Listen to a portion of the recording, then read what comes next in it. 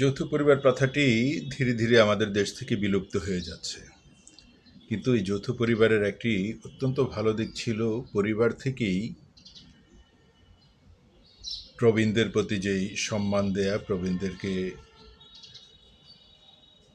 সবসময় গুরুত্ব দিয়ে তাদের কথার উপরে ভিত্তি করে তাদের সাথে আলোচনা করে একটা সিদ্ধান্ত নেয়া এবং সেটা বাস্তবায়ন করা, এগুলো পরিবার থেকেই আমরা শিখে এসেছি। আমার বাপ চাচারা ছিলেন ৩ জন, ফুপুরা ছিলেন ৩ জন, ৬ জন। ৬ জনের এই পরিবারে আমাদের জ্ঞান হওয়ার পর থেকে কখনো আমার বাবাকে দেখিনি আমার চাচাদেরকে কখনো উনি ধমক দিয়ে কথা বলেছেন, ফুপুদেরকে ধমক দিয়ে কথা বলেছেন। আবার একেবারে মৃত্যুর দিন পর্যন্ত আমার বড় ফুপুকে আমি দেখিনি আমার বাবার সাথে বা আমার মার সাথে কোনোদিন কোনো তর্ক করতে। আমার বড় ফুপু মারা যাওয়ার মাত্র ১ ঘন্টা আগেও ওনার সাথে আমি হাসপাতালে কথা বলে আমি আমার কাজে গিয়েছি, বলেছি যে কাজ শেষ করে আবার বিকেলে আসবো ওনার সাথে দেখা করতে। ফুপু সেই সময়ও, এই হাসপাতালে উনি মৃত্যু যন্ত্রণায় কাতরাচ্ছেন, সেই সময়ও আমার মার খবর নিয়েছেন, মা কেমন আছে, আমার সন্তান দুটা কেমন আছে, আমার বউ কেমন আছে। আমরা মুরব্বীদের কাছ থেকে, আমাদের প্রবীণদের কাছ থেকে এই শিক্ষাগুলো পেয়েছি। আমরা আমাদের ভাই বোনদের মধ্যে এখন পর্যন্ত আমার বড় বোন হচ্ছে আমাদের পরিবারের সবার বড়। কোনো দিন আমার বোন যদি কোনো ভুলও করে থাকে, পরবর্তীতে প্রমাণিত হয়েছে যে উনি ভুল করেছেন, তারপরেও সেই বিষয় নিয়ে তার সাথে কোনো দিন আমরা তর্ক করিনি, কারণ মনে হয়েছে যে বড় হিসেবে এই মর্যাদাটা উনি আমাদের কাছ থেকে প্রাপ্য। সেইভাবে আমাদের ঘরের সন্তানরাও ঠিক আমাদেরকে এইভাবে সম্মান করছে।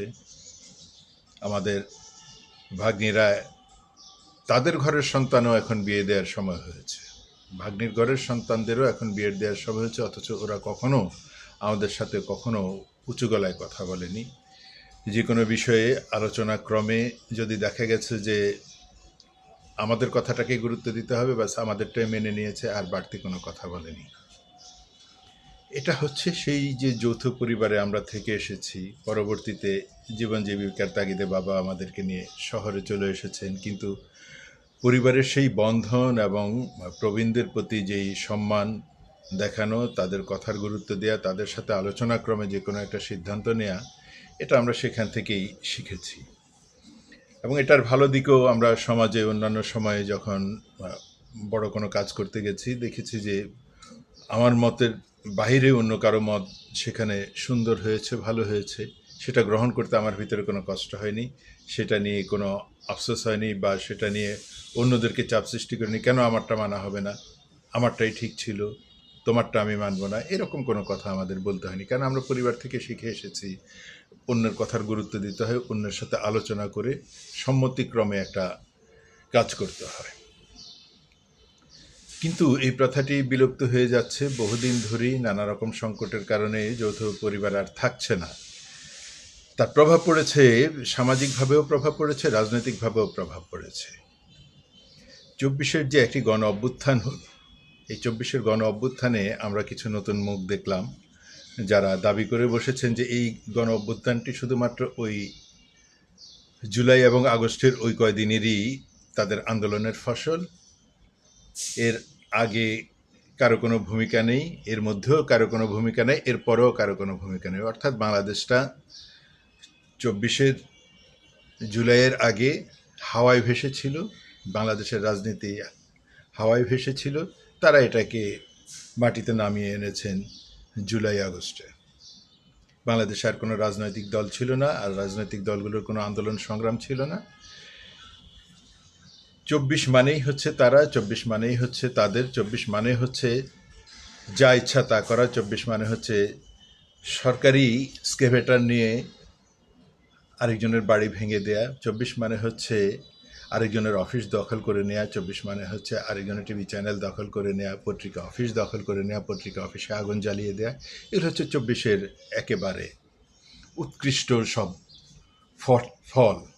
এই ফলগুলো আমরা ভোগ করছি, ফলগুলো আমরা ভোগ করব। সচিবালয়ে যাব, সচিবালয়ে যে মন্ত্রীর রুমে পায়ের উপর পা তুলে কথা বলবো, টেবিলের উপরে এস্টেটার মধ্যে হাত ঘুরাতে ঘুরাতে মন্ত্রীর সাথে ভাগ বাটোয়ারার আলোচনা করব, সচিবের সাথে ভাগ বাটোয়ারার আলোচনা করব, এগুলোই তো করে এসেছি 18 মাস আমরা। ওইখানে কোথাকার কোন বিএনপি, কোথাকার কোন তারেক রহমান, কোথাকার কোন গণতন্ত্র, এগুলোর কি প্রয়োজন বাংলাদেশে? বাংলাদেশের মতো আহাম্মক জনগণ আবার গণতন্ত্র কি চাইবে? আমরা যা চাইবে তাই তো হবে।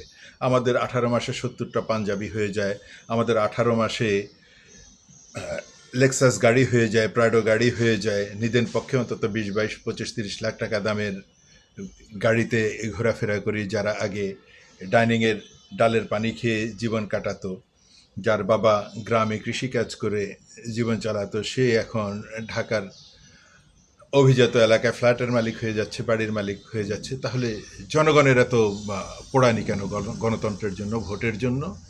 কিসের গণতন্ত্র, কিসের ভোট? আমরাই তো সমস্ত কিছু। 24-এর ওই কয়দিন মানেই হচ্ছে বাংলাদেশ। এর আগেও স্বাধীনতা ছিল না, মুক্তিযুদ্ধ ছিল না, বাংলাদেশের মানচিত্র ছিল না, পতাকা ছিল না, জাতীয় সঙ্গীত ছিল না, কোনো কিছুই ছিল না। এগুলো সব আস্তাকুড়ের আবর্জনা, বর্তমানেই হচ্ছে সব। সুতরাং সংসদে প্রেসিডেন্ট যখন বক্তৃতা দিতে যাবেন, তার আগে যখন জাতীয় সঙ্গীত বাজবে, এটা তো তাদের জাতীয় সঙ্গীত না। 24-এর জাতীয় সঙ্গীত তো এটা হতে পারে না। 24-এর জাতীয় সঙ্গীত আমরা অন্য কোনো কিছু লিখব। সুতরাং আমরা বসে থাকবো সিটে, জাতীয় পতাকা নিয়ে মাথায় নিয়ে আমরা গালাগাল করব, খিস্তি খেউড় করব, এমন অসভ্য কথা বলবো যাতে অজু নষ্ট হয়ে যায়। এটা তো আমরাই করব। কিসের বিএনপি, কিসের তারেক রহমান, কিসের খালেদা জিয়া, কিসের জিয়াউর রহমান, বীর উত্তম? কি ঠেকা পড়েছে জনগণের তাদেরকে মনে রাখার? কিন্তু তারপরও এই দেশের অধম জনগণ, মূর্খ জনগণ, সে বিএনপিকেই বেছে নিয়েছে 12 ফেব্রুয়ারি নির্বাচনে।